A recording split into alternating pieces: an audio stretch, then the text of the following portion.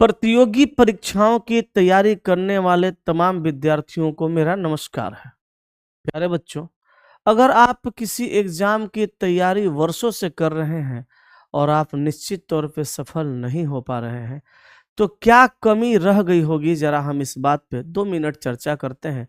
वैसे सारा विद्यार्थी समझता है इस बात को कि मुझे पढ़ाई किस तरह से करना चाहिए, लेकिन फिर भी मैं अपना एक्सपीरियंस आप लोगों के साथ शेयर करने जा रहा हूं और ध्यान से समझने की आप प्रयास करेंगे। मुझे लगता है कि अगर आप प्रतियोगी परीक्षाओं की तैयारी कर रहे हैं और आप निश्चित तौर पे सफल नहीं हो पा रहे हैं, तो इसके 2 कारण हो सकते हैं।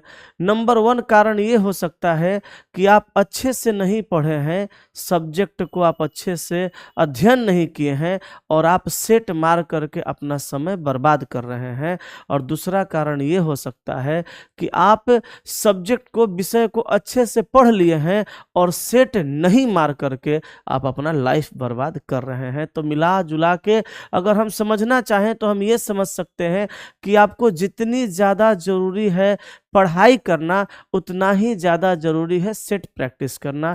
पर कुछ बच्चे ऐसे भी होते हैं कि सीधे तौर पे ये दोनों काम को छोड़ करके तीसरे काम में लग जाते हैं। तीसरा काम ये हुआ कि आप कुछ भी नहीं जानते हैं किसी सब्जेक्ट के बारे में और किसी संस्थान में चले गए या किसी शिक्षक का ऑनलाइन बैच ले लिए स्पेशल करके कि ये फलाना चीज़ का स्पेशल बैच है। जैसे रेलवे स्पेशल ले लिए, उसके बाद रेलवे में भी आप ग्रुप डी स्पेशल ले लिए, एनटीपीसी स्पेशल ले लिए, बीपीएससी टीचर का टीचर में स्पेशल ले लिए, सीजीएल का स्पेशल ले लिए। और मैं आपको स्पष्ट बताता हूँ, ये काम जो आप स्पेशल वाला कर रहे हैं, यही काम आपके ज़िंदगी का सबसे बड़ा दुखदायक काम है।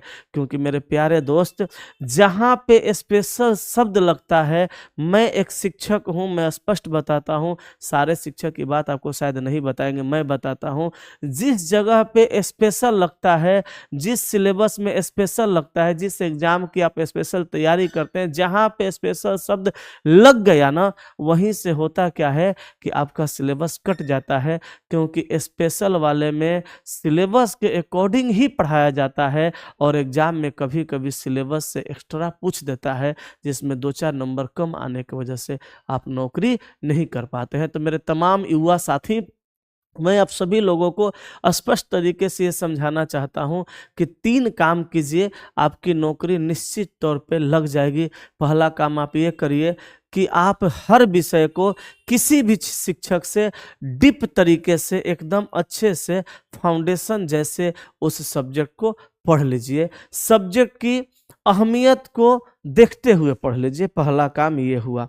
दूसरा काम आप ये करिए कि किस एग्जाम में किस सब्जेक्ट का वेटेज ज़्यादा है, उस सब्जेक्ट को आप अच्छे से पढ़िए। लेकिन जिसका वेटेज कम है, मतलब जिससे सवाल कम आता है, उसको इग्नोर भी मत कीजिए, नहीं तो वो भी आपको डुबा देगा। उस सब्जेक्ट को भी अच्छे से पढ़ लीजिए। दूसरी बात हो गई।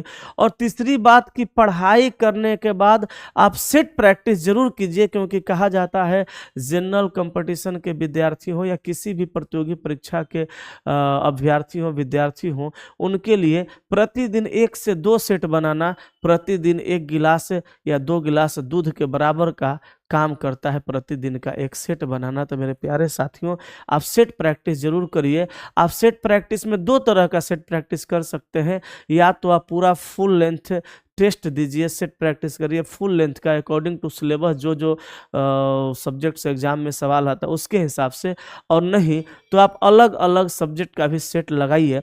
और सेट लगाते टाइम आप ये ज़रूर देखिए कि कौन सा विषय आपका कितना स्कोर कर रहा है, किसी विषय का कौन सा टॉपिक आपको फंसा रहा है, जहाँ पे दिक्कत हो रहा है, जो फंसा रहा है उसको पढ़ लीजिए। ये 3 काम आप कर लीजिएगा, मुझे लगता है कि आपकी नौकरी जल्द होगी और निश्चित तौर पर हो जाएगी। और एक चीज़ मैं और बताता हूँ, वैसे जगहों पे आप बिल्कुल पढ़ने से बचें जहाँ पे सिलेबस को अच्छे से समाप्त नहीं करवाया जाता है, वो मैं हूँ या कोई भी हो वहाँ पढ़ने से बचें।